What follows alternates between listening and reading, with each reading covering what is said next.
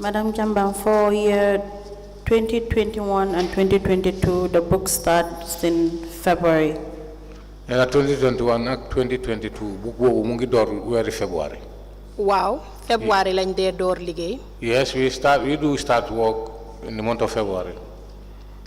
And what was the reason? Nena lana tax loolu.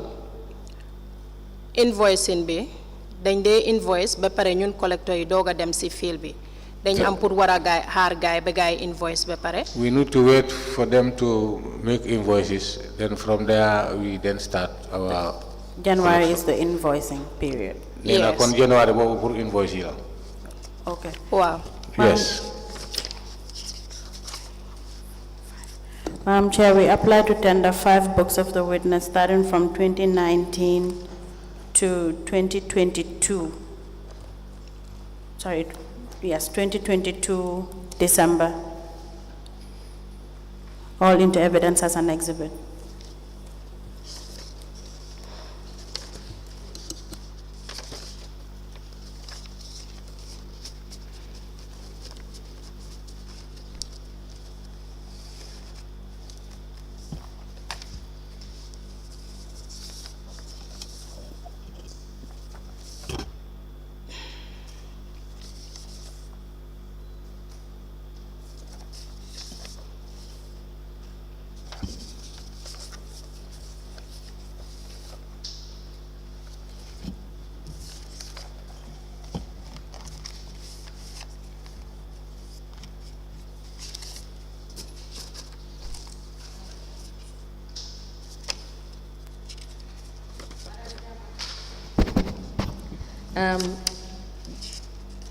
Do you have your 2023? In our 2023 cash book, na am nga ko? Déedéet. No.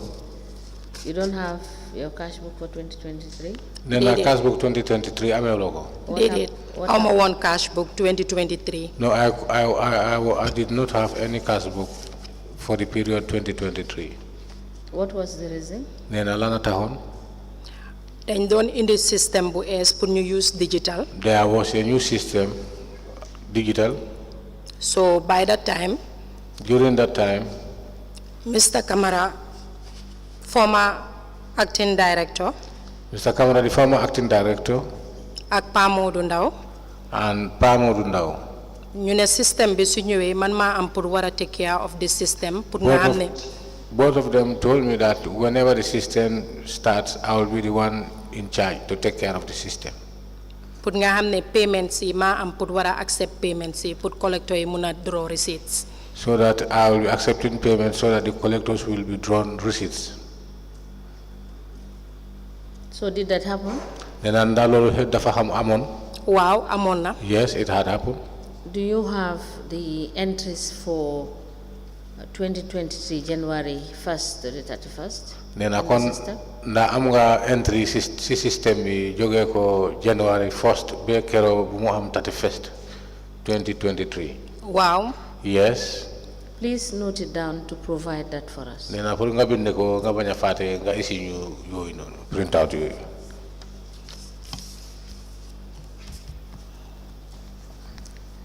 The cash books maintained by the witness covering the period 2019 to December 2022, which are 5 cash books. They are admitted in a bundle together as exhibit in evidence, and they are marked as LGC/BCC/HJ/002. As the commission pleases. Madam Jambang, when you do your collections normally, what do you do with the money? Nena legi so demé si fil bi be nga def sa collection bi nena halis bi naka nga ko def? Halis bi dama ko dé indi council. I do bring the monies to council. Jël suma cash book bi. And I take my cash book. Enter receipt numbers yi. And enter all the receipt numbers. Ak vendor bi turam. And the name of the vendor. Amount bum fay. And the amount paid. Amount bum dese. And the amount remaining.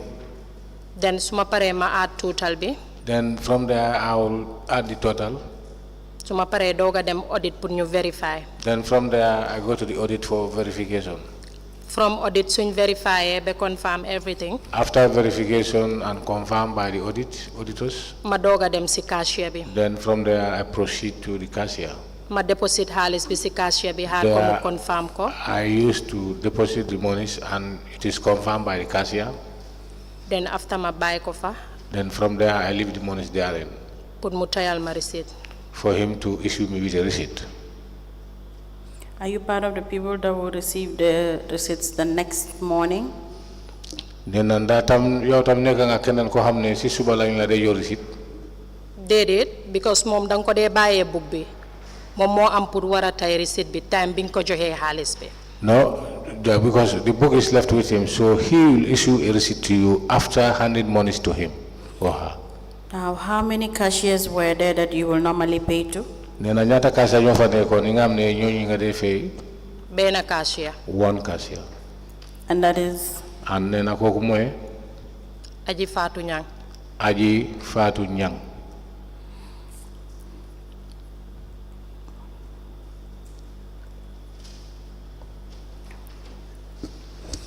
now you have an issue of suppression.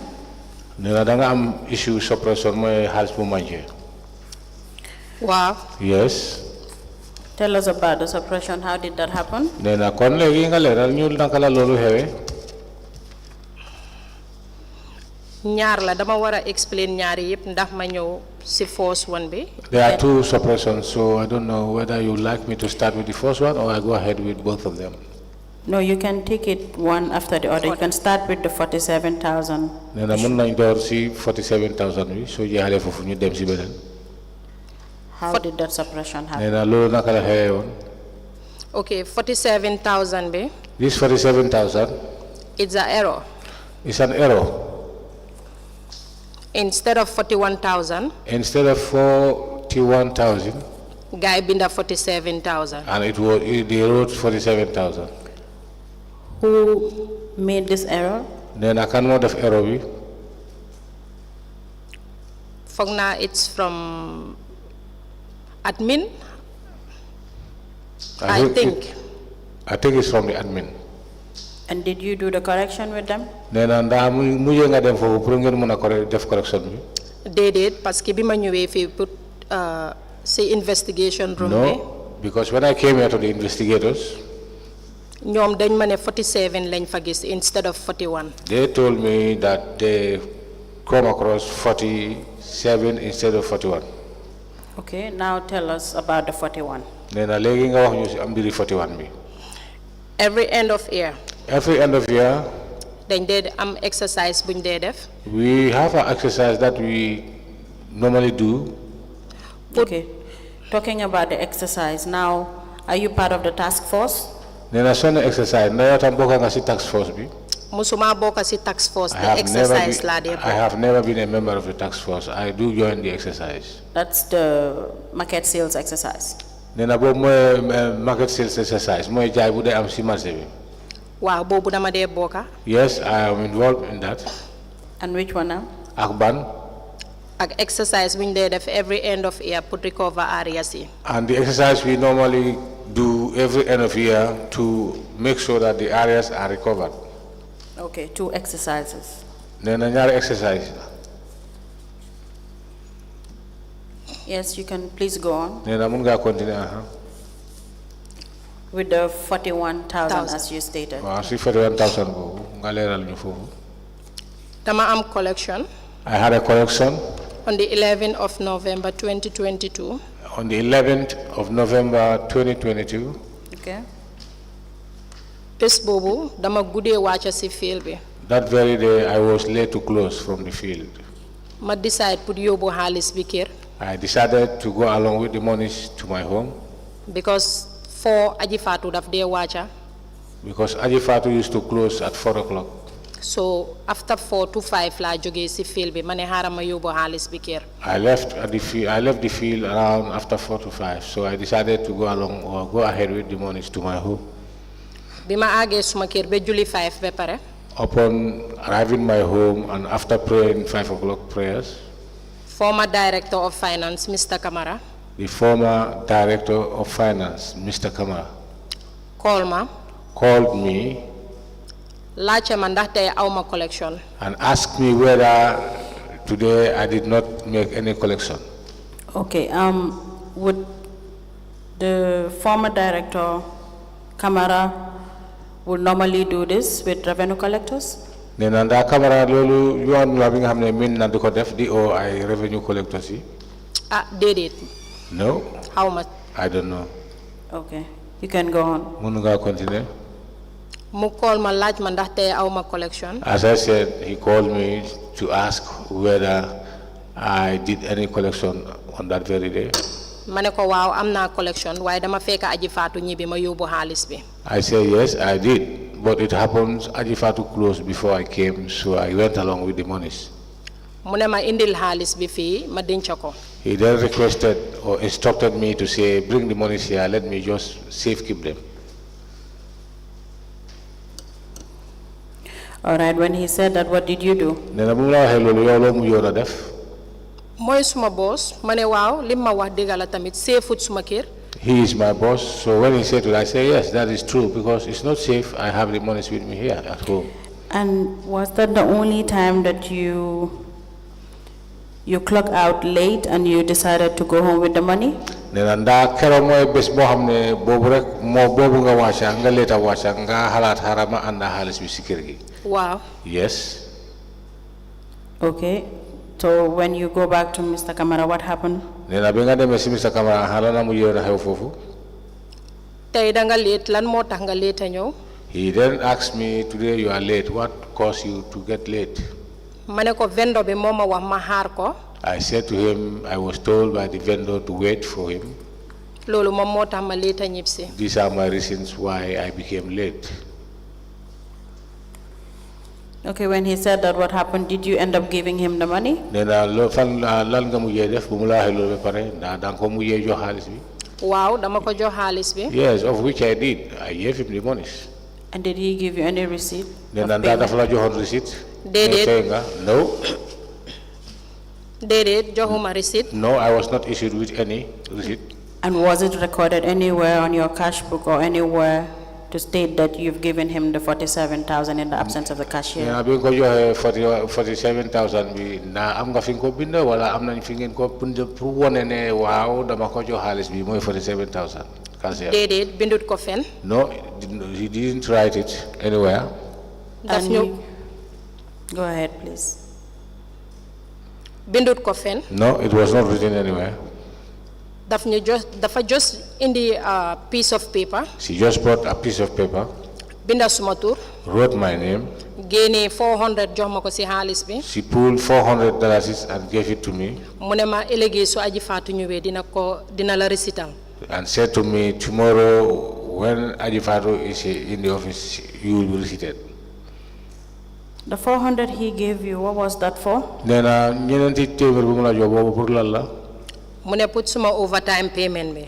He said to me that it was just for my overtime payment. And overtime payments per day is 400? Nena overtime 400 lañ dee fay per day. Déedéet actually xaw ma amount bi ñaata la. Actually, I can't tell exactly how much. Now, the next day, did you receive any receipt from Ajifatu? Nena si suba bi nga ñëwee ndax Ajifado jox na la woon receipt? Déedéet joxuma receipt. No, I was not. And eventually you did not request for a receipt? Nena kon yow sa bopp tamit topp la wala laajtewuloo sa receipt? Déedéet laajtewuma ko because dama fogoon ne as a boss. No, I didn't, because I thought that as my boss, moom waroon naa mun a xëy suba yóbbu xaalis bi si aji faatu. he will get up in the morning, take the monies to the cashier Ajifatu, because loolu la ma waxoon. because that was what he told me. te kàddoom rek laa gëmoon. And I trusted his voice. because loolu la ma wonoon. That is what he showed to me.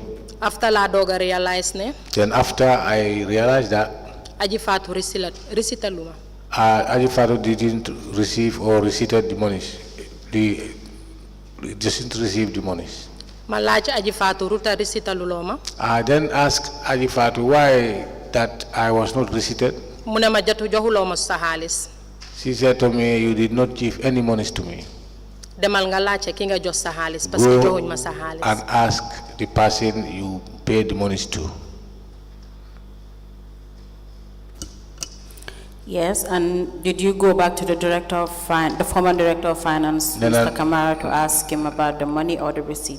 nda muje nga dem si camera pour laajte ko xaalis bi nga ko jox wala receipt bi nga xam ne daf la ko war a jox. Waaw demoon naa. Yes, I do. Waaye dama fekk mu busy. But I met him busy. Te suma time dem field jot.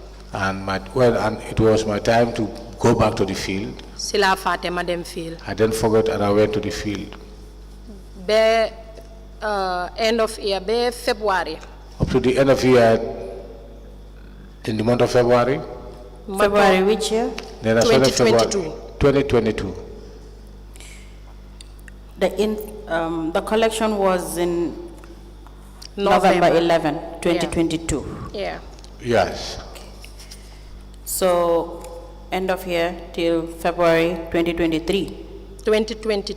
The same 2022? Then about Atlawan, February about Atlawan? 2021.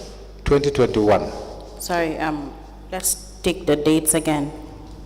Then I check out basic funny in Kodewa, busy in Kodewa. 11 November of which year was the transaction? The transaction be 11 of November, ban Atlawan? Transaction be mungi won 11 November 2021. It was 11 November 2021. That was the date of the transaction. Then you were following up till the subsequent year, 2022 February. Then I continue yang kondi topa be at busi topa mo February. Did it? No. Topo mako won. I didn't follow him. Because dama fogon ne fay na ko suma hel begin asin. Because I thought that he have paid, so I have forgotten about it. But Madam Jambang, you will normally take a receipt from the cashier upon payment. Nena yaw normally ning adeki so fair hadis rek receipt bi dilat ko dejo. And you've already seen the director not recorded the money he took from you in your cash book or in any form of proper recordings, but on a piece of paper. Nena te yaw bi ko joxe halis bi Mr. Kamara yaw gis nga mom am ton fu ko binda fi nga xamni fu wër comme cash book wala ay record waye mom wax nga ne kay rek la jël mu binda sa tour fofu. You should have followed up for your receipt from the director of finance. Fofu dafa waron pour nga topa director of finance pour sa receipt. I understand you earlier mentioned that it's because he's your boss and you trust him. Nena waaw dega na la won wax nga ne sa boss la sa njit la be pare dang ko gomon. But you were having your cash book. Nena wa yang ko yow nga amé won sa cash book. Wow. Yes.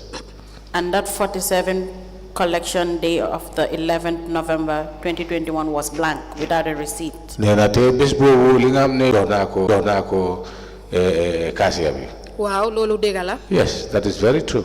Lolu suma fault la. That is my real fault. Because man mako warona topa. Because I should be the person to follow for it. Put mu jox ma halis bi ma yobu ko ci aji fa. So that I can get monies from him and take it to Ajifal. Why dama fogg ne mom? Because as I said, I thought him. Ngoram waru ko muna may mu dugal junior sam.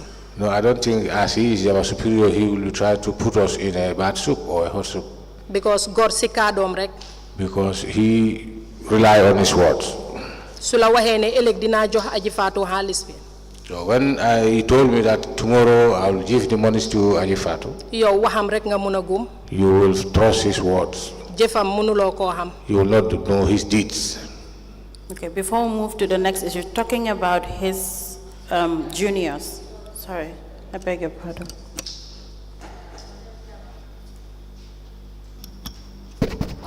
I want clarification on the issue of whether it's 47 or 41. Nena dafa buga ngaleral ko si ngi binda 47 la wala 41,000. What do you have as entry in your cash book? Is it 41 or 47? Nena yow sa cash book bi lo fa am na 41 la na 47. 41,000 la fa am. 41,000. Te 41,000 la ko jox. And I gave him 41,000. So the subsequent GTR receipt issued to you, is it 41 or 47? Nena legi receipt bi nga xamne bobu la mujjé defar mu jox la ko. Ñaata mo fa nekk 41 la wala 47? 41,000 mo fa nekk. 41,000. That is correct. And the second clarification I want is Nena ñaareel leral bi in your statement you have indicated wax nga ne that on the 11th, I'm reading from your statement. Nena It says on the statement bi la mo 11th of November 2022. Nena November bo amé ñaar fukki fan ak ben 2022. And you, in your testimony, you have said it's in 2021. Nena legi so bi ngay wax fi wax nga ne 11th November 2021. So which one is correct? Nena ñaari ban moy dega? My mistake, instead of 2021, ma wax leen 2022. This is my mistake. Instead of 2021, I just told them it's 2022. Because the first one be 22 la fa def why after last paragraph be The first one I did 2022, but the last paragraph 2021 more fa neka. you have 2021. Lately la doga talk the whole suma statement be. Later I was reviewing the statement, Sila doga gis ne error bobu and nono. that is where I realized that there was an error. Now the other question is, Nena ñaareel laajte bi mooy on your participation on the 2 exercises that you do, nena bokka bi nga xam ne bokka nga si ñaari exercise bi wala participation yi nga xam ne bokka nga si ñaari exercise yooyu. how much are you paid for overtime? Nena ñaata lañ la def fay si Is it in the overtime. form of a percentage or is it in a form of a random amount that is given to you by the director of finance? Nena ndax percentage lañ dee jël ñu la koy fay ndax dañ lay ñoom dañoo xayma rek ñu jox la fay bi wala si percent la.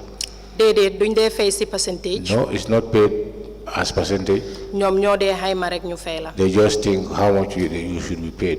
Did they base it on any directive from Then- the CEO or from the director of finance? Nena ndax am na fu ñu wéru si CEO wala si director of finance ku leen day jox kaddu ne waaye fee leen nangam.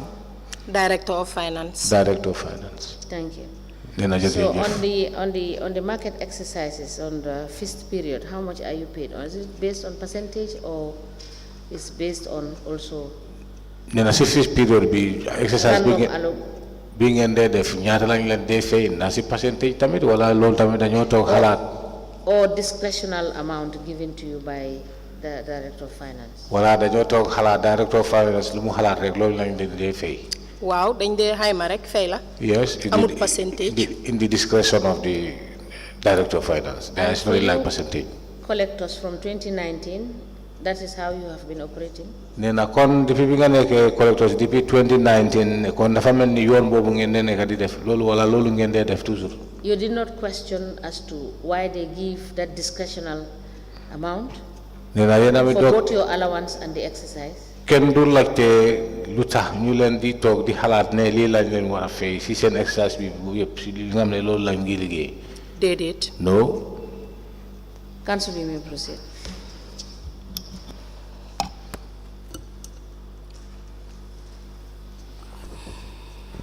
Thank you. Now we can move to the next one.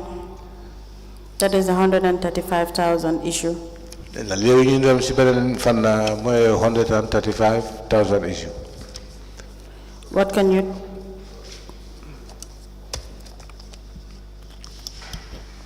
Council, have we exhausted the discussion on the 41,000? I think that's not exhausted yet. Thank you, Honorable Commissioner. I've lost my. Now let's go back to the issue of 41,000. Nena ba léegi ñu ngi si 41,000 bi. You said you did not follow up, but sometime in early February 2022, what happened? Nena wax nga ne toppaloo ko woon pour affaire receipt bi nena waaye February 2022 nena wax nga ne lan moo mujjee xew. dama toog ñu saaf ma memo. I was just sitting, I was served a memo. ñu binda si memo bi ne dama suppress council's revenue. And on the memo, it was written that I have suppressed council's revenue. Do you have copy of that memo? Nena ba am nga copy memo boobu? waaw maa ngi ko amee. Yes, I do have it. From which department was it from? Nena memo bi si ban department la bàyyeeku? AG Director of Admin. AG Director of Admin. Okay, may we please have the copy of the memo? Nena ndax mën nañ ko jot?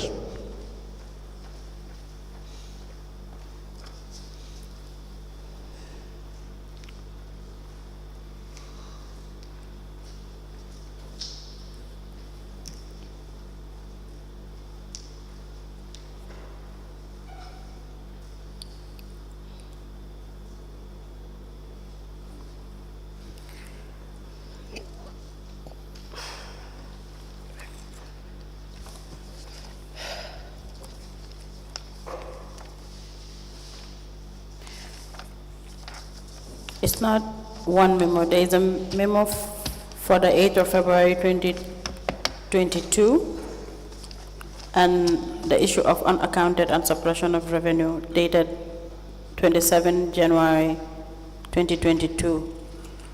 Na du ben memo mo fa nek dem. waaw man si kaw rek laa bàyyi xel waaye beneen bi si suuf moom. I only avert my mind to the one on top, but that of the middle one. Okay. What happened to that of the middle? Nena bu nek ci suuf lu fa yow. The middle one boobu later lañ ñu ko doog a jox. I was later given that one. The one in the middle is dated the 27th of January 2022. It's like this, it's January before February, but Wow. you've only seen the one in February. waaw Nena bu January bi lañ joxa bi na way yow bu February bi nga gisoon. bu February bi laa receive. Yes, that is the one I received. waaye beneen bi receive wu ma ko. But I didn't receive Bu the first January one. Yes. That of January. That was the one addressed to you. This one is addressed to the CEO. Nena bobu lañ binda setul benen bi mom ci CEO bi lañ ko binda. Okay. Very well. Madam Chair, we apply to tender two memos. First one dated 27th day of January 2022, addressed from the Director of Internal Audit Unit, addressed to the CEO, subject unaccounted and suppression of revenue. Copied Lord Mayor, Chairman, Finance Committee, Director of Finance, Director of Admin, and Finance Manager. The second memo is dated 8th of February 2022, addressed to the following collectors: Hadijatou Jambang, Georges Sanyang, Mary Oga, Mudu Lamin Jai, Umi Dabo, and Pa Matar Ndao. Subject suppression of council revenue. Copied Lord Mayor, CEO, Director of Finance, Chairman of Establishment and Committee, and Chairman of Finance Committee, and Internal Audit of B.C.C, all into evidence as an exhibit.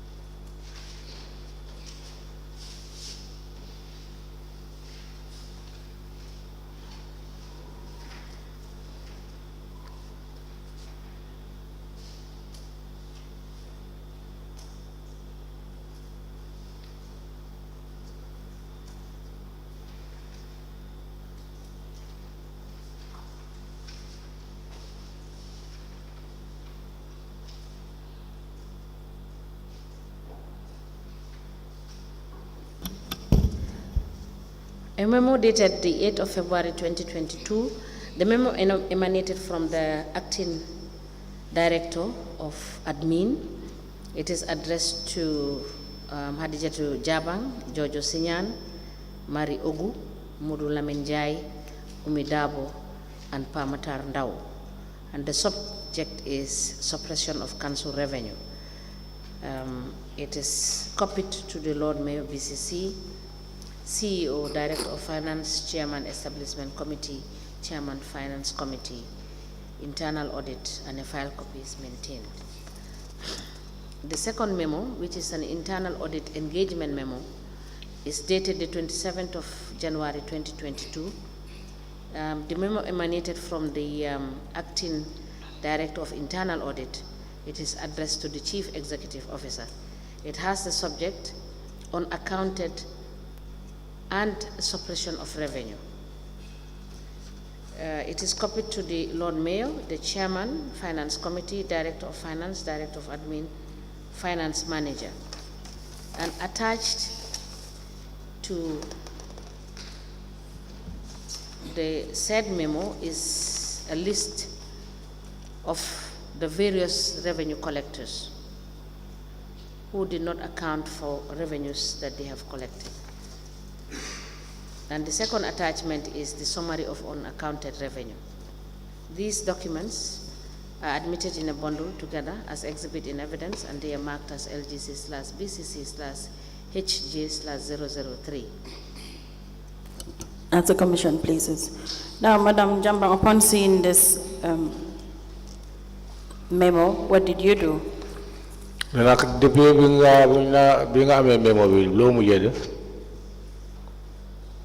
dem straight si Mr. Camara. I went straight to Mr. Camara. Mane ko dama gis suma tour si suppression of council's revenue. I said to him that I saw my name on the suppression of council's revenue. Mune ma Hadijatou demal tok dina ko fay. He said to me, Hadijatou, go and sit down, I will pay.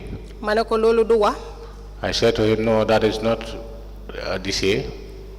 Mun nga tok ne joxuma la xaliss.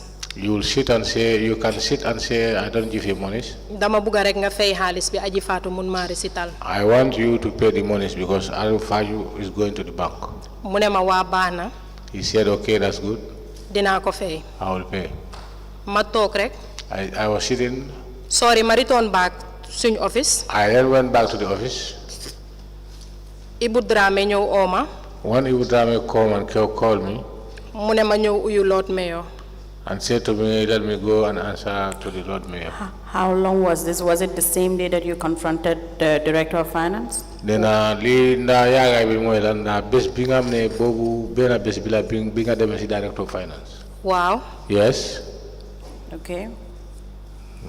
So bima demee uyu Lord Mayor. When I went to answer to the Lord Mayor. Ak yeneen ñaari collector yi tudda seen tur. And the other two collectors, those are named. Actually keneen ki ñëwutoon mënu ko woon a make man maa Jojo rek a fa nekkoon. But it was the third person couldn't be able to make it up. Only myself and Jojo were present. So ñu dem fekk fa gaay toog. We went there and we find them, the guy sitting there. Lord Mayor mu ngi toog. The Lord Mayor was sitting. Mr. Bachili mu ngi toog. Mr. Bachili was there. Ibu Drame mu ngi toog. Ibu Drame was there. I'm sorry, who's Ibu Drame? And I can't know Ibu Drame. Mooy woon former Director of Finance, former Deputy Actually fàtte naa lan mooy woon post am. I cannot remember exactly. ñu dugga si toog. They were all sitting. Yaagut ñu call aji Fatou pour mu ñëw. From there, Aji Fatou was called to come. So mayor bi mu ne lan moo tax ñun ñu jox Camara xaalis bi. Then Mayor then raised a question to say why? What is the reason of us giving money to Camara? Do you have any idea how did the mayor know about you people or the collectors giving Mr. Camara the money? Then amba xam nga nakala Mayor bi yegé né yeen collectors yi amna xaliss bi nga am né jox ngeen ko Mr. Camara. Déedéet xaw ma naka la ko No, yëgee. I don't know how he became aware of that. Okay, you can go ahead. Man dama toog rek ñu oo ma pour ma dem wuyu ko. I was sitting, as I said, I was called to go and answer to him. Buñ demee. When we were there, mu wax. he just said, Lan ndax ñun xamuñ lan moo nekk suñ liggéey fii. whether we don't know our work, ndax ñun amuñ right pour jox kenn xaalis fii ku dul cashier bi pour mu recital that ñu. we don't have a right to give money to anybody apart from the cashier for the cashier to give receipts or issue receipts to us. Because mu ne ñoom oo nañ Mr. Camara laaj ko. Because he said they called Mr. Camara and asked him.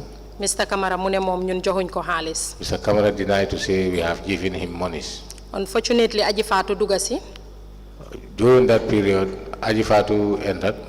So bi Aji Fatou dugga see. When she entered the office. Aji Fatou ne ko Camara door na di fay xaalis si xale yi. Then Hadijatou said to them that Mr. Camara have started paying our monies. After sila Bachili wane. Then after Mr. Bachili said, moom dafa bëggoon a dog lii si suñ salary. he wanted to take these monies from our salaries. waaye ñoom waxuñ woon ak ñun si dara. But they did not say nothing to the admin. bi gaay waxee ba pare. After when they explained until they are ready, ma ne leen ndax mun ngeen ñoo may ñun ñu wax. then I asked them whether we can be given permission to ñu explain. ne ma waaw mun ngaa wax. Yes, the green light was given to us. ma wax leen ne yéen mi toog fii kenn mësuñoo oo si issue bii nii. Then I said to them, all of you who sit in here, none of you have ever called us for such an issue. yéen ak ñoo doog a oo tey. These are the first time, or this is the first time for you to call us here for this such. yéen la Camara di wax ne man joxuma ko xaalis. It's you people, Camara will say that I did not give monies to him. waaye Camara xam na ne man moom laa jox xaalis bi. But Camara himself knows that I have given monies to him. soo leen dogoon lii si suñ salary bi. Hadn't this was taken out of our salaries, di ngeen enu suñ aha. you people will carry our sins because ñun lekkuñ xaalis si council. because we don't eat any monies from council. xaalis bi Camara lañ ko jox. because We have given these monies to Mr. Camara. because dañ fogoon ne foofu la gën a safety dan ñu bàyyi ko si kër bi. Because we thought that it was safer to keep the monies, to give him the monies than we keep the monies at home. waaye suñ xamoon ne dañ koo jox xaalis bi lii di ñu fa fekka. But if we had knew that if we give these monies, this will happen, ndi kon xaalis bi dañ koo denca suñ kër yi safely. then it will be better for us to keep the monies with us at home safely. after gaay nañu ne garaawut mun ngeen a dem ñun dinañ proceed with the issue inshallah. Now they told us to disperse, and they promised that they will deal with the issue. after lañ génna. Then we left. biñ génnee. When we left, next day bi ma ñëw liggéey si. the following day when I came for work, ma dem jël suma cash book bi. I went and took my cash book. ma gis ne recital nañ na ma. There I observed that they have receipted me. That's on the issue of the 41,000. Then la longer will be 41,000, yeah. waaw boobu issue 41,000. Yes, that is the issue for 41,000. And did you inquire who paid and who attached the receipt? Nena ba mujhe nga laajte kan moo fay ak wala kan moo def moo la jox receipt. waaw. Yes. And what were you told and who did you ask? Nena kan nga laajte ak kan moo la ko wax. Aji Fatou laa laaj. I asked Aji Fatou. mu ne ma waaw Camara fay na ko. And say yes, Camara have paid the monies.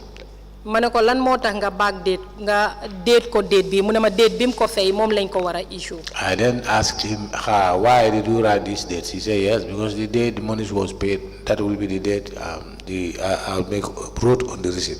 waaw mu ne ma duñ ko mun a back date because loolu noonu luwaa may ñu yoon pour ñu def loolu bés bi mu ko fayee bés boobu lañ la war a recital.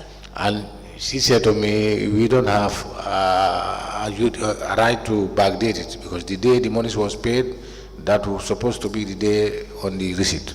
mu ne ma jatu bul nangooti lii mu dal la. And she advised me to say, let me not agree such to happen again. ma ne And ko did you baax have that receipt with you? Nina receipt boobu maa ko amee. waaw maa ngi ko amee. Yes, I do. Can we please see? What date is on that receipt? On the 8th of February 2022. 8, 2022. Okay. May I please have the exhibit of the memo? The exhibit of the memo.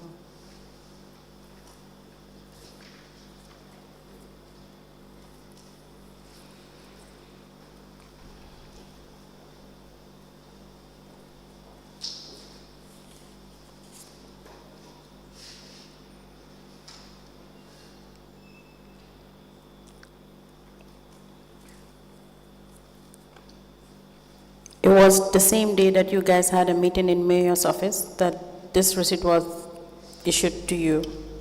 Namba bena bes bila binga amne bobu ngena amon meeting si office mayor bobu lañ la jox receipt bi. Wow, foog naa bés boobu la ko fay. I think yes, it was that day he paid.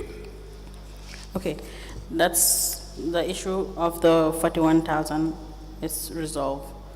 Now we can move to the issue of 135,000. Nena legi bu 41 bi bobu mom leer na legi nañ dem pour mu na leral bu 135,000. But before we move to that, on this memo, Nena bala ñu dem fofu simbiri memo bi mu amé ni your cash suppression is 135,000. Nena 135,000 bobu nga manje. Then there is a summary of unaccounted revenue totaling 175,000.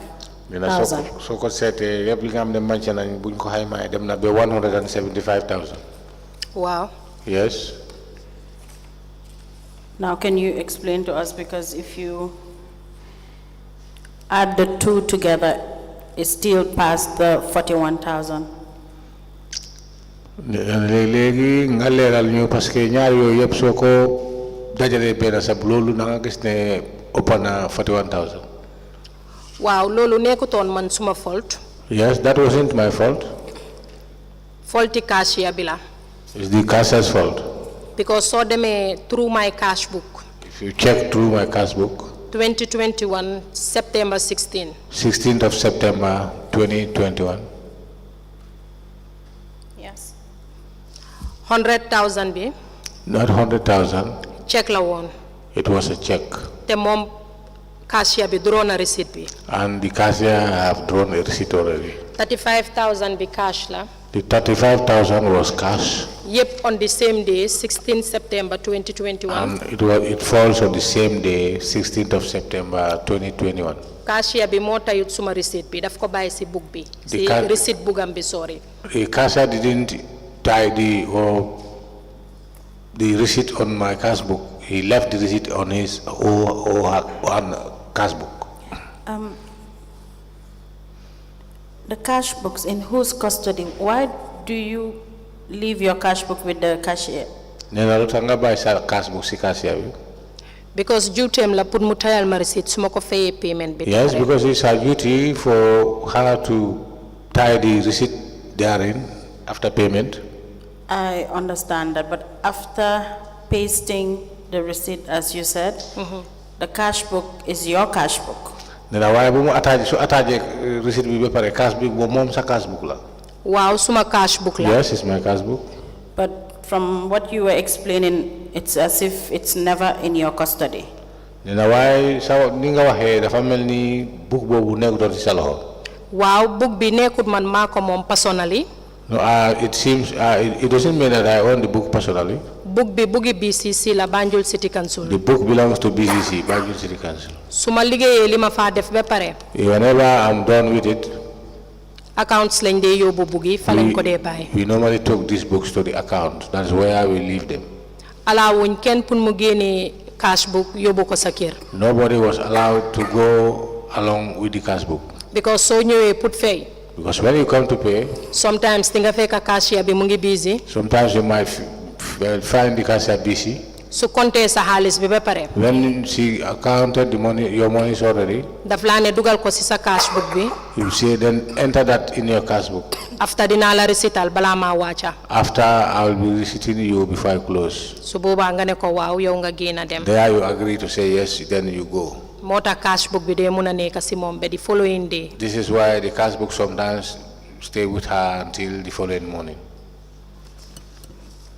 Okay, I understand. But if then from the cashier, then you will take the book from the cashier and take it back to finance. Then as soon as cashier bi nga xam ne moo amee book bi dang day jël book bi nga dal di dem si finance. We just need to understand the trend of the book, as in at what point do you have it, at what point is it at the cashier, and at what point would it have to go back to the finance department like you said? Then al mu bugg a pour nga leeral mooy kañ nga dee amee book bi kañ la dee nekk si yow wala kañ la dee nekk si cashier bi wala kañ la dee nekk si finance department. cashier bi su paree si cash books yi yëpp. When the cashier is done with the cash books, dafa jël books yi yóbbu ko account. he or she will take the books to account. Then ki war a liggéey si books yi. Then the one who should prepare or process on the said books, su paree jël books yi enter li moo enter yëpp delloowaat books yi yëpp account. after I will take the books and enter whatever she is supposed to enter and take the books back to account. Because license department ñëpp a dee dem field. Because all the license departments used to go to the field. So books yëpp dañ ko dee buy accounts because foofu la gars yi dee nekka. All the books will be left at the accounts because that is where normally all these people are staying. So foofu lañ dee war a buy books yi. That is where we normally put these books. or After leave su the fekkee books. cashier bi pare na. After when the cashier is ready, the cashier is ready. Then, if that's the case, I think it will be that easy. You just count your money. You're not present when they're writing the receipt. You're not present when they're pasting the receipt. You just count the money. It's confirmed by the cashier, and you have to leave the money there, and there is no way you have to be there for you to confirm that the receipt is pasted. Now, Then a kon dafa melni so demé nga jo cashier bi xaliss mu compter xaliss bi sa kanam be yow sa nga confirm ngi waaw xaliss ma ko jot nangam la. Den dafa melni légui kon yow do dé féké jamono bi nga xamné cashier bi mu ngi def receipt bi ci sa book bi. Waaw yéenay di nga dem fekk mu ngi busy nga bàyyi ko fa. Yes, sometimes you will find the cashier busy, you then leave the book there. Yéenay nga dem fekk busy wut mu recital la si sa kanam. Yes, sometimes you go and she's not busy, she can receipt you just in front of you. okay, but you have your receipt books. Do you always have your receipt books? Then why sa receipt books yi na ko dé amé? The ticket books. Moy ticket book yi ya ko dé am yena ko dé amé. Mooy GTR biñ dee use. Waaw boobu moom personally yow yaa ko dee handle. Yes, that is handled by you personally. Because boobu you are not entitled pour nga jox ko kenn. Then you are not entitled to give these receipts to anybody Sa tur moo fa nekka. because it's your name against the receipts. Te yow yaa war a sign book. And you are the one to initiate your signature there. Okay, that's fine. That's now, right. the issue of the 135 you started, can you please continue? Then andamon nga ñu continue ñu leral affaire yi 135. You made mention of 100 being a check and 35 being in cash. Then li nga waxon ne 100 bi bobu check la won way 35 lolu xaliss la won cash. Waaw. And, Yes. And you've stated that you went to Hadijatou Nyang, the cashier, Nena wax nga ne da nga demone ci Hadijatou Nyang cashier bi. and realized that she did not enter those receipts in your book. Nena bu nga yek ne mom receipt yoyu dugalut ko ci sa book bi. When did you find out this? Nena li kañ nga ko yegon? Memo bi buñ ma ko saafee. When I was served with the memo.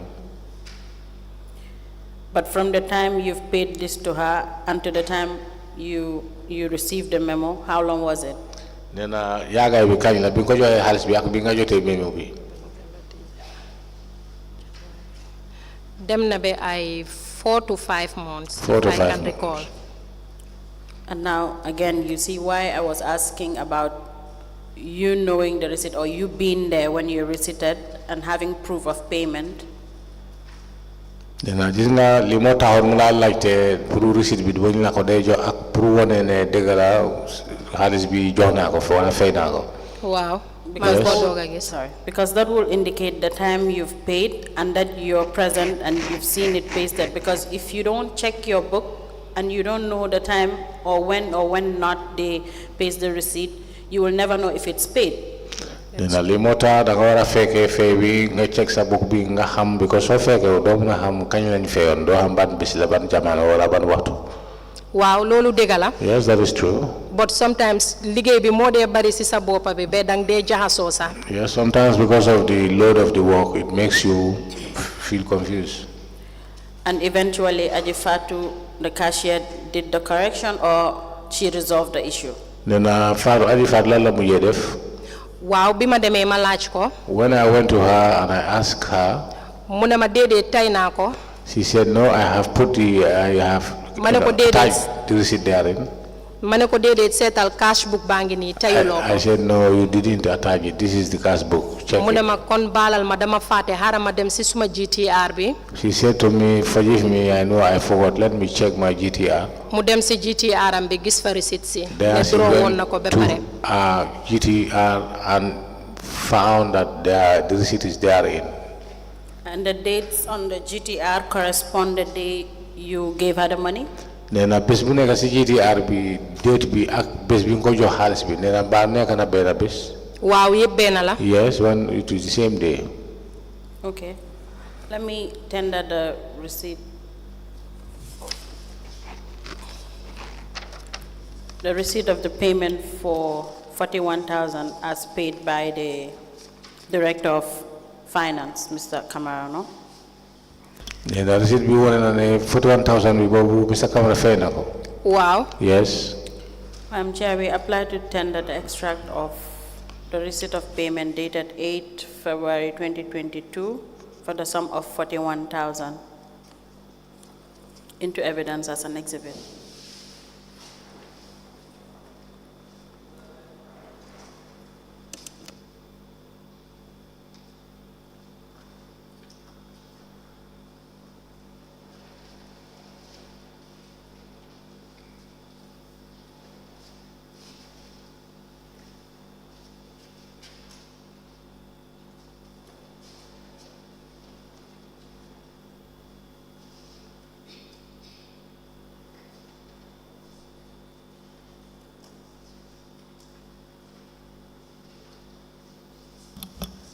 A receipt dated the 8th of February 2022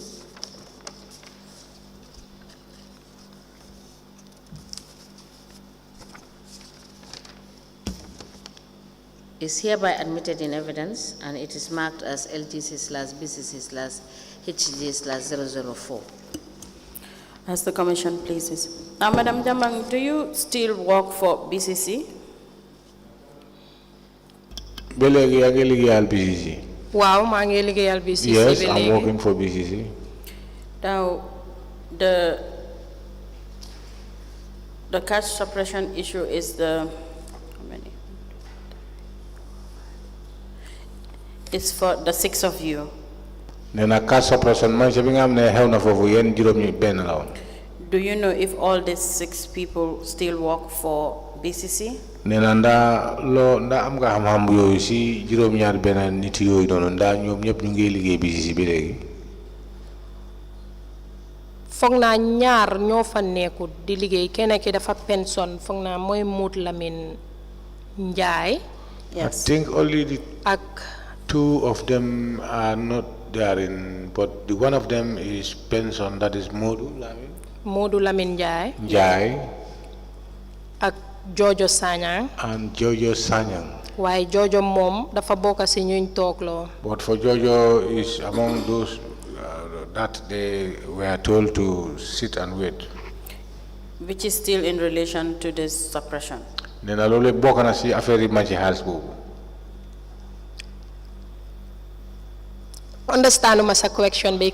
Nena ndaa seen toogaay bi wala seen retirement bi ndaa loolu yëpp ànd na wala bokk na si suppression bi mooy xaalis bu manqué boobule. Wait, I understand Modou Lamine Njie is retired. Nena moom de leer na si moom ne Modou Njie moom dafa retire. waaw. I'm now referring to Jojo Sanyang. Nena léegi laajte bi mooy Jojo Sanyang. waaw loo wax noonu si Jojo. What do you say about Jojo? She testified here, she told the commission that she is interdicted. Is it still in relation to this cash suppression?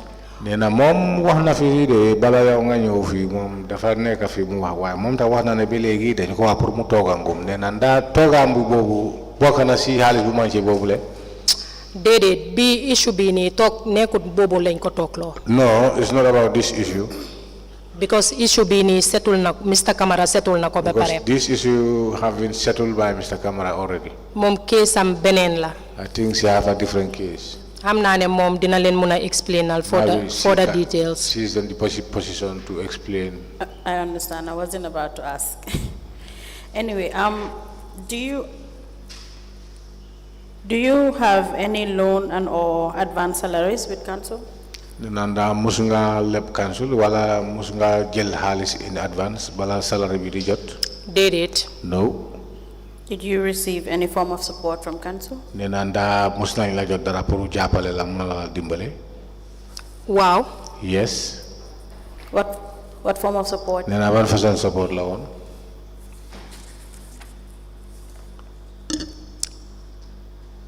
Bima jënda suma lensi. Bima. Medical support. Medical support. Medical support, yes. And it was for the sum of how much? Mune ñaata la woon. I think 2005. Actually, I don't know. I think 2005. Actually, I don't know.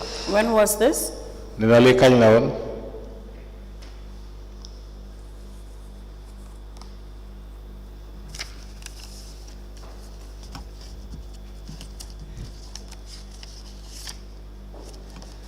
Actually, mënuma ko recall.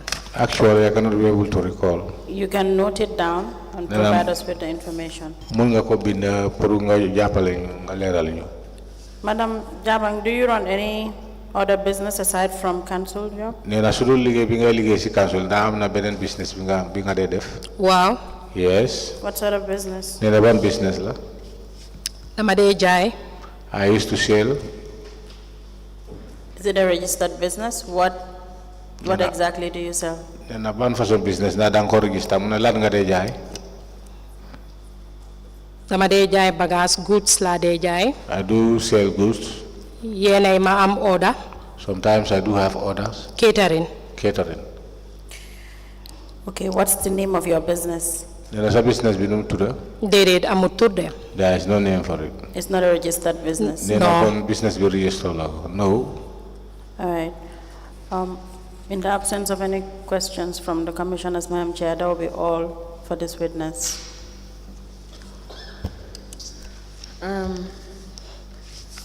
Madam Jambang, you are discharged. We will call you when we review your cash books. Nena fam ne ni dal jaxal nañ Please call in the next pour witness. pay nena léegi suñ sété sa box yi nañ la suñ la soylé nañ la. Waa baax na jërëjëf. Thank you.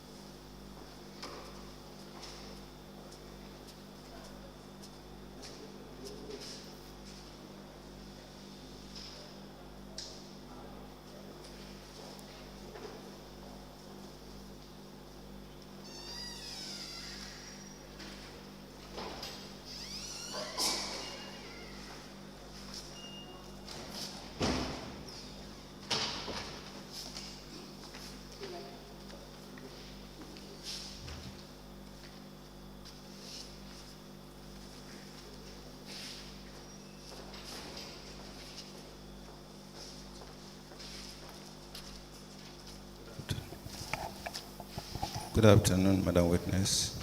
Good afternoon. In which language do you wish to make your testimony, Madam Witness?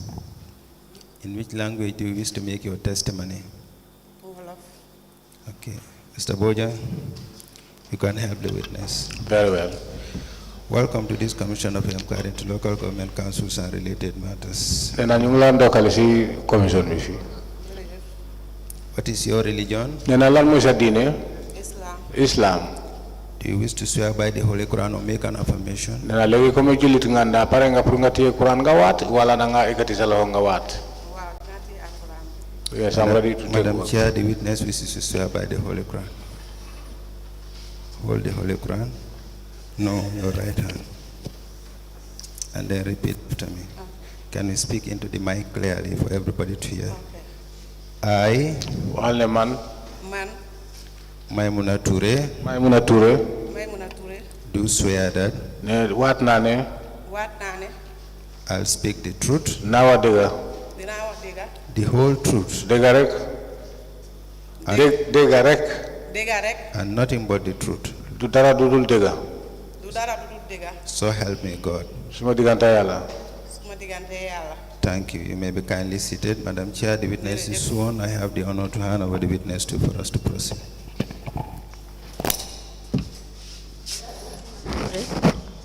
ñu nga doxale ñu ne naka bëccëg bi. jaama rek. I'm fine. You are welcome. nee na ñu ngi la bismillah. ma gën a Council, you may proceed.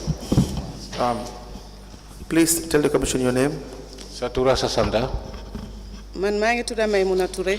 Maimuna Touray are my names. Your address. foo dëkka. Banjul laa dëkkoon waaye léegi dama move to Farato. I was in Banjul but right now I moved to Farato. Your educational background. nee na sa jànga bi fu mu em far nga door ak far nga em. high school laa wàcca. I'm a high school product. Now, can you read and write? nee na mën ngaa jàng wala kayit wala mën ngaa bind kayit. waaw. Yes. You gave a statement,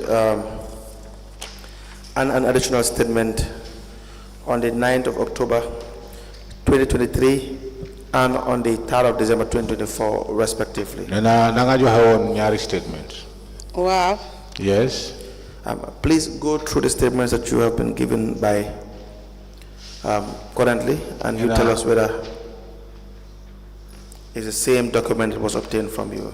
nee na nga seet ñaari kayit yooyu tegu sa kanam noonu nee na mooy sa statement bi ndax nga seet naa boobu la wala déet mooy ñaari kayit yi ñu la tegal noonu.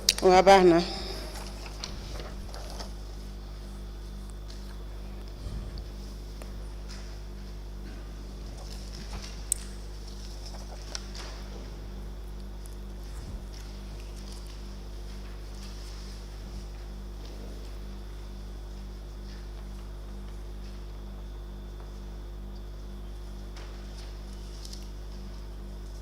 waaw maa ko binda. We apply to the statement of the witness and the additional statement dated the 9th of October 2023 and 3rd of December 2024 respectively into evidence as exhibit. The witness statement dated the 9th of October 2023 and the additional witness statement dated the 3rd of December 2024 are both admitted together as exhibit in evidence, and they are marked as LGC/BCC/MT/001. As the commercial places, you were appointed as a collector in 2018? nee na 2018 dañu la appoint as a collector. waaw. Yes. Do you have your appointment letter? nee na am nga sa appointment letter. waaw maa ngi amee suma appointment letter bi waaye 2019 lañ ma appoint. Yes, I have my appointment letter, but I was appointed in the year 2019. So in your statement it is 2018, that is not correct. nee na kon sa statement bi li nga wax foofu mooy 2018 kon loolu moom correct. 2018 maa ngi woon si revenue collection bi waaye maa ngi woon foofu noonu as part time. 2018 I was a revenue collector but as part-time revenue collector. Were you given any employment letter indicating you are part-time employee? nee na ndax jox nañ la woon letter pour woon la ne yaa ngi nekk liggéey foofu part-time employment. waa bi contract bi jeexee si lañ ma jox letter bi pour woon ma ne ma sa contract bi jeex na 2018 bi. Yes, when the contract elapsed, that was the time I was issued with a letter to indicate to me that the contract have elapsed. Do you have that, the letter? The contract you were given? nee na am nga letter contract boobu noonu. waa contract letter bi jeexoon bi maa ngi ko amee. Yes, I do. May I please see this? nee na ba mun nañ ko gis.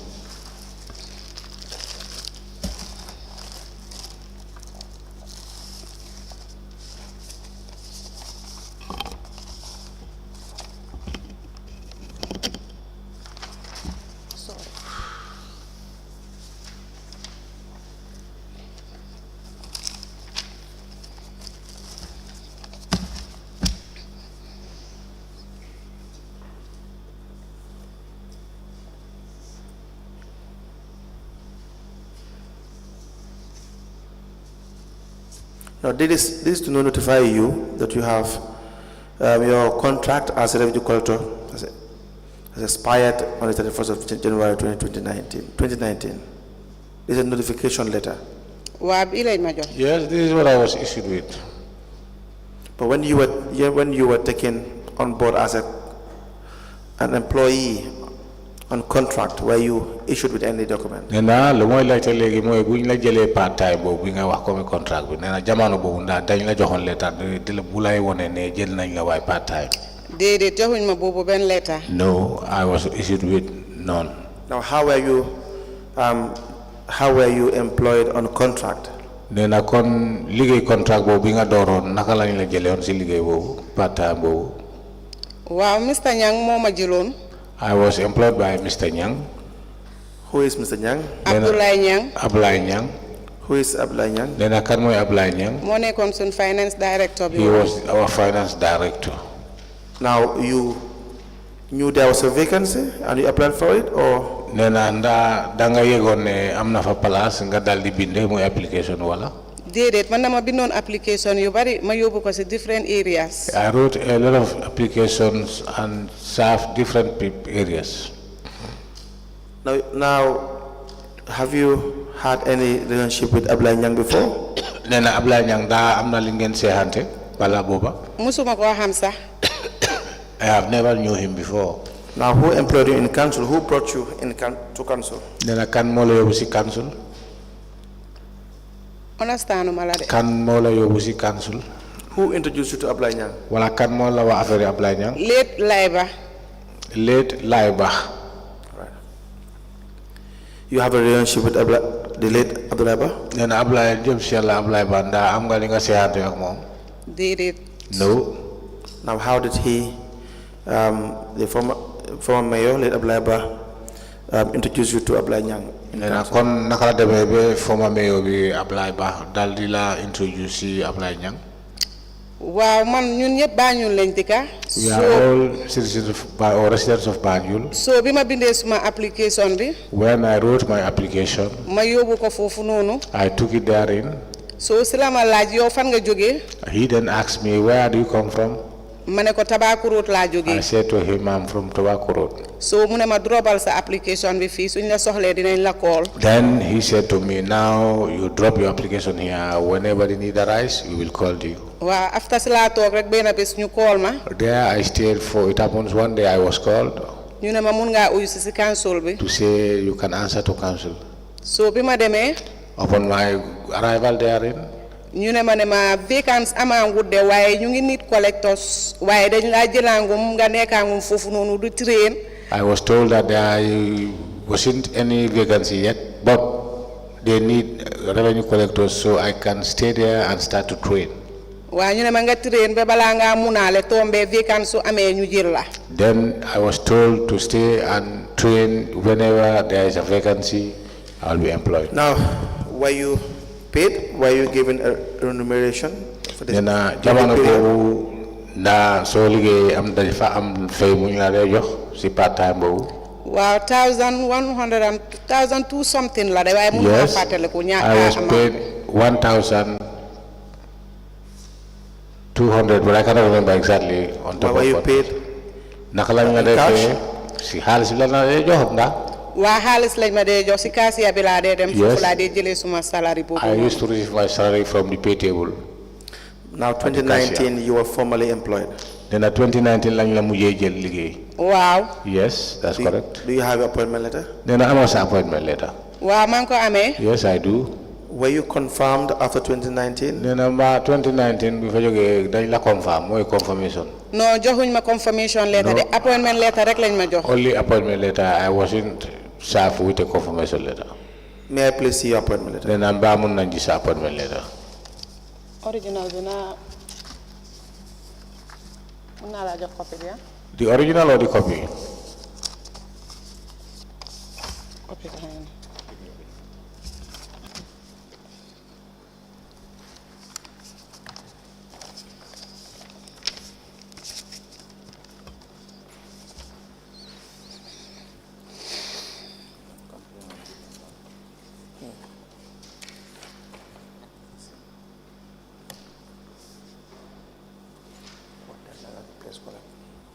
we apply to tender the original copy of the appointment letter addressed to the witness, Maimuna Touray, to the position of a revenue collector. The date is 31st of January 2019, into evidence as an exhibit.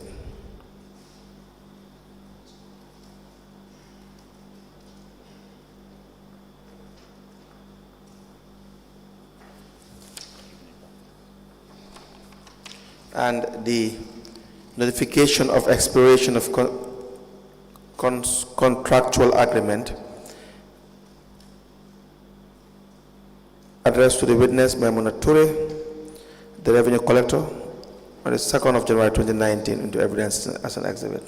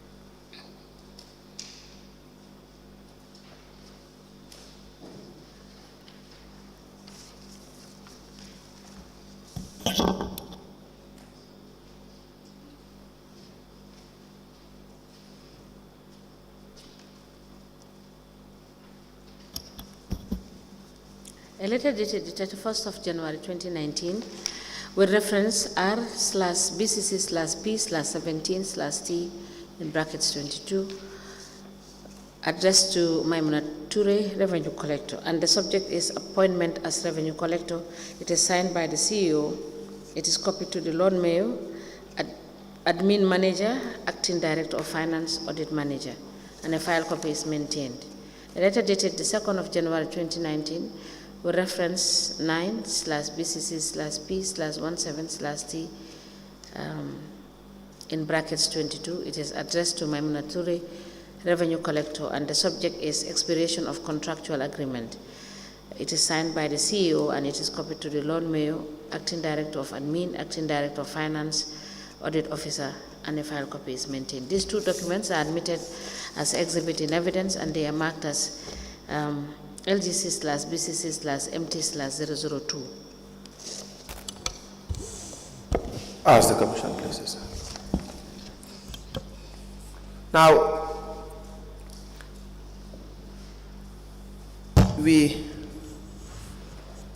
you were stationed in one unit throughout 2018 or 2019. That is the daily market collection. In the Is that correct? 2018 year, Bianchi daily market collection. Wa 2018 man for one. Yes, that's correct. Now, have you ever been transferred from that unit? That Dede man fofu rek la musa neka. is the only place I have ever served. And your collections too, do you pay to the cashier or you go to the bank to deposit your collection? Si cashier bi lañ ko de yobu. I used to deposit or submit it to the cashier. Which cashier is that? Ban cashier la? Man ñaari cashier ñoo ma fa fekka, Umi Jagne ak Yasin Jom. Two cashiers in my time, Umi Jagne and Yasin Jom. Now, you have your cash books from 2018? Then depuis 2018 I have a cash book. Wow. Yes. Do you have them with you here? Nena yako amefi wala? Wow. Yes. Can we please see your cash book? Nena mamun nañ ko gis.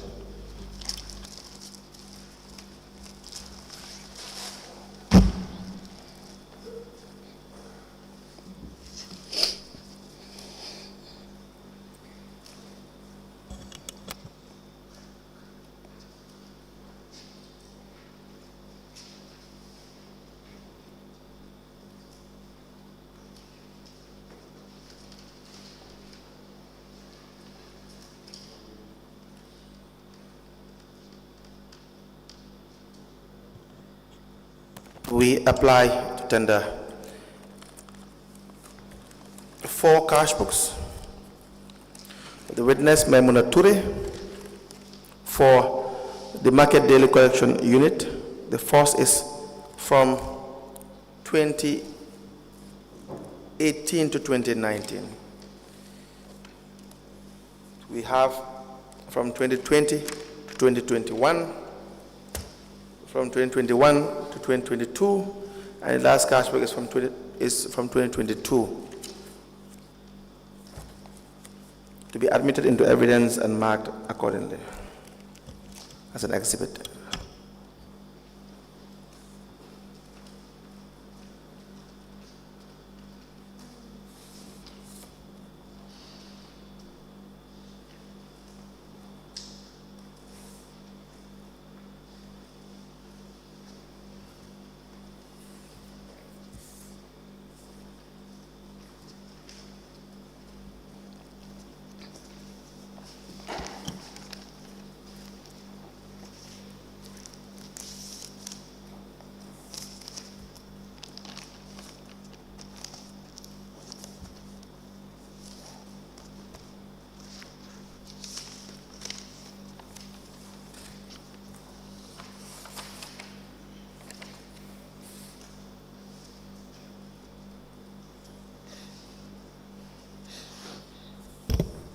Madam Touray, the cash book you maintained for 2018, it started off on the 2nd of July.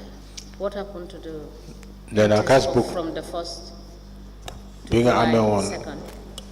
2018 nena bobu mungi door July nena luta mu door July. Wow, bes bobu nonu mo nek the first day pour man ma start entering. This was the first day I started entering. And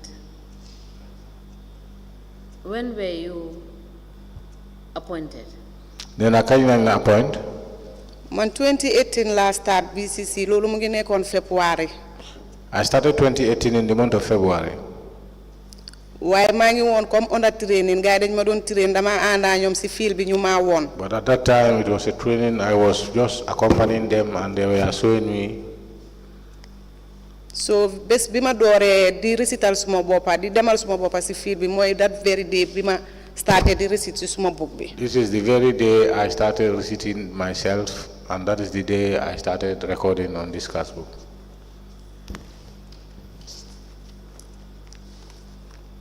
The witness, Maimuna Touray, maintained 4 cash books covering the period 2019 to 2022. These cash books are admitted in evidence as exhibit and they are marked as LGC/BCC/MT/003. As the Commission places. Now, in the year 2018, when you were a part-time collector or on contract, before you were employed full-time, Ati 2018 mi nga xamne wax nga ko fi ne dañ la jëlone as part time bala ñu lay jël full time moy employment. You said your salary was below $2,000. Neena wax nga fi ne sa salary mututon ñaari junni. Wow. Yes. Now how were you surviving with that? Neena si lolu naka nga nekkon di dunda? Because you work every day from Monday to Friday. Neena fogg na ne bes bu nekk nga de liggéey joge ko alternate be aljuma. Nekku ne every day lañ day liggéey. Not every day. Okay. Then they am off days. We have off days. What are your off days? Neena lan moy sa off days? Dafa des ci zone bi nga nekka. It depends on the zone you are allocating. Léegi nga am off 3 days. Sometimes you have 3 days off. Sometimes nga am 2 days. Sometimes 2 days. But at least or minimum you'll work for 2 days. Nena waye munta newi da nga liggéey lu ba wala lu am ñaari fan. Wow. Yes. Was that amount reasonable? Less than $2,000? Nena legi li nga liggéey ak li nga la jox li nga am ne mudut ñaari junni nda dafa war.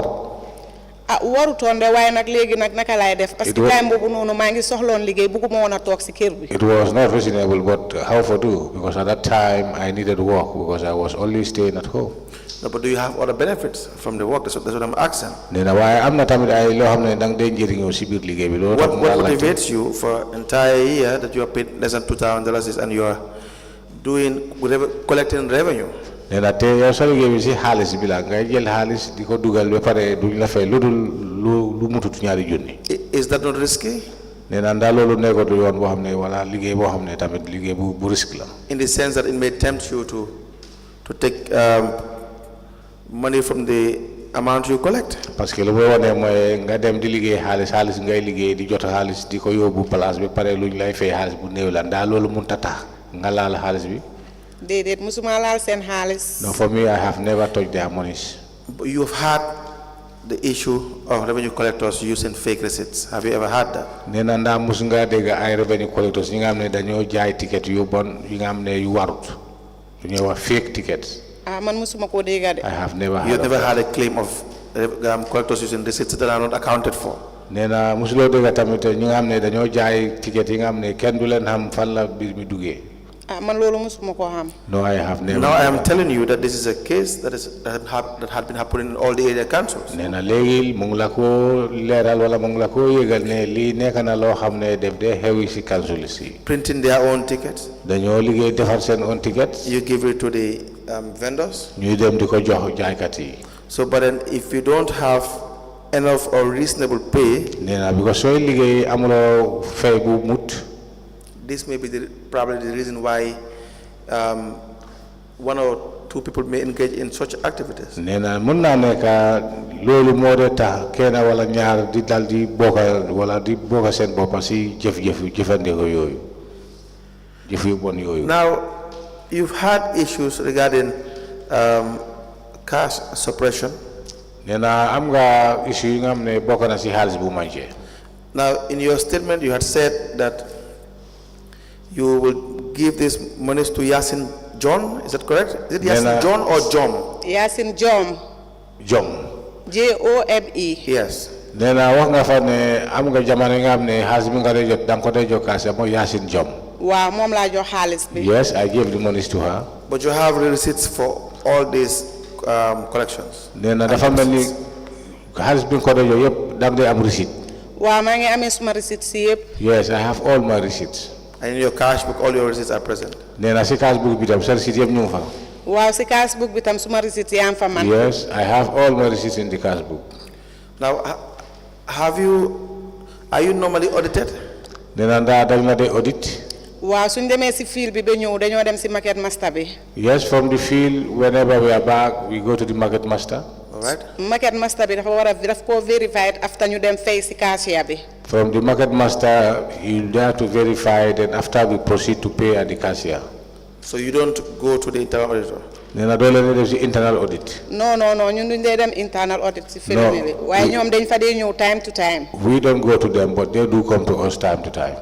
So your collections are not audited daily before your submissions? Nena kon collection bi ngeen dee def nekkut ne dañ ko dee audit bés bu nekk balaa nga dem fay. No, market master bi moom dina confirm everything. The market master will confirm everything. Dina gis ne yow li nekk si book bi ak li nga indi everything mu ngi correct. You reconcile to see what is on the book and the amount you brought. Then si nga mun a dem si cashier bi pour fay sa xaalis. Then from there you can be able to proceed to the cashier for payments. But if you conspire with the market master, if any employee conspires with the market master, then he will be cleared by the market master. Nena kon da nga gis ne képp koo xam ne dafa dugalante ak market master bi da nga gis ne moom market master moo lay seetloo fekk seetloo. You understand? Nena leer na. Wow. Yes. So that is not audit.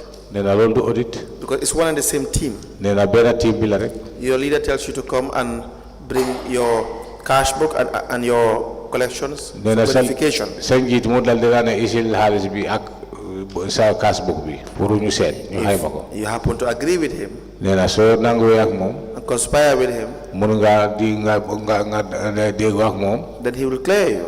Nena ko moom moo lay leeral moo lay seetal. And everyone will have his or her own benefit from it. Nena ku nekk da nga am li nga xam ne da nga njëriñoo yéen ñaar You go to the cashier and pay what you have been cleared. la nga gis ne nga dem si cashier dal di ko fay li nga xam ne loolu la bind ne loolu nga isi. That's why I said there is no audit. Nena li moo tax mu ne la kon audit amu fa. Auditors yi dañ dee ñëw comme end of year. The auditors they used to come every end of year. Yes. dañoo ñëw ñu seet suñ books yi. They do come and audit our books. But at least that's end of year. That is not on a daily basis that you pass through audit for them to confirm. Nena lolu atla nekut ne bes bu neka so waje wala so ñewé nga dal di dem bobu pour mom mu confirm. Wow. Yes, that's true. All right. Unless there are questions for the witness, that will be all for. Yes, Madam Touray, have you been receiving overtime payment? Nena lu mo laajte moy overtime. Nena dañ la won di fay overtime. Déedéet man duma dee def overtime. No, I don't work for overtime. During the end of the year exercise, do you receive payment? Nena at bu neka ci at Commission? du at bi di jeex nda dañ la day jox luñ day wax commission. Déedéet man duma dee am commission de. Xanaa kon unless wanteer su jotee.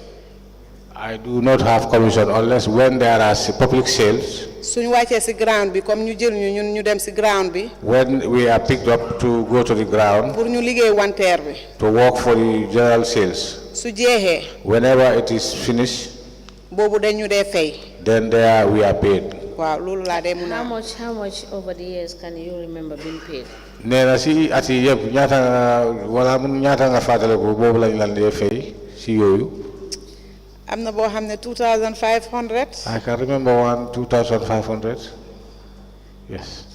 When you receive these payments, are you given a voucher to sign indicating that they have given you a token for the extra work you have done? Neena suñ la fay boobu noonu comme am nga liggéey bi nga xam ne dañ la sas nga defaat ko so ñu la koy fay ñu ne bu ñu la fay ndax dafa am fi nga xam ne foofu nga dee binde wala receipt la wala lan ne dañ ma fay xaalis.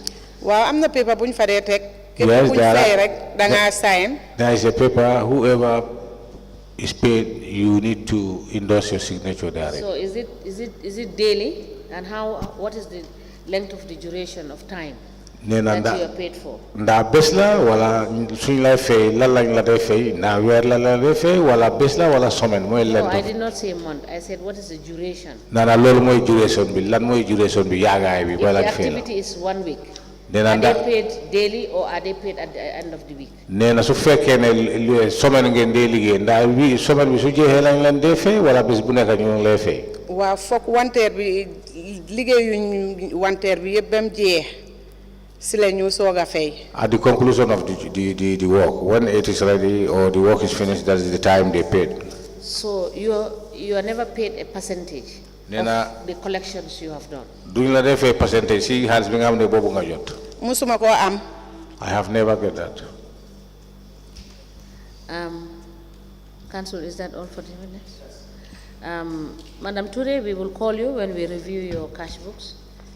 Nena fu mu ne nii nañ taxaw fii waa nañ la olaat. You are discharged for today. Suñ seetee sa boobu ba pare waaye tey moom jeexal nañ ak yow. Waaw mun ngeen ma baalal ma wax tuuti. Yes, we will give you the opportunity because you are coming back and we have other witnesses. When you come back, when we finish with you after looking at your documents, okay, we will give you the opportunity. Okay. Thank you. You do have any question? It's break, okay. I'm just informed that it's time for us to go on break.